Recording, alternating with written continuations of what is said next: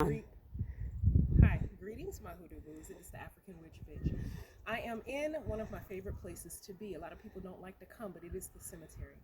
I'm in the Hollywood Hills Cemetery, and it is absolutely beautiful here. Right behind me is the grave of Jerry Buss, who was the owner of the Lakers. You know, one who started the Lakers. He's buried here. So I stop by the cemetery sometimes just to show my respects to different ancestors.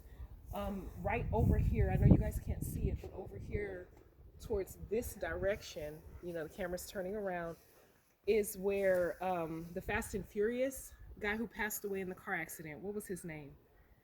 Oh gosh, it's Paul Walker. He's buried over there.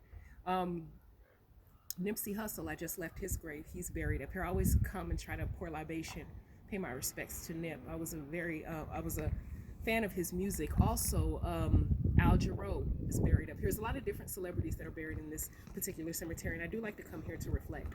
So, we do have direct ancestors who are blood relatives, but we also have collective ones.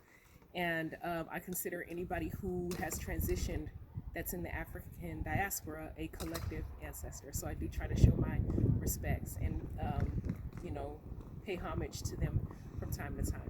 So I just want to remind you guys that if you're not, you know, busy, and if you have some time, stop by and show some respect to the ancestors. Always lift them up.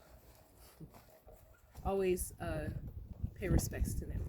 Don't even cost you anything. Just make sure you, when you come into the cemetery, you have a humble heart and you give an offering at the gates. And I make sure I always cover my head when I come.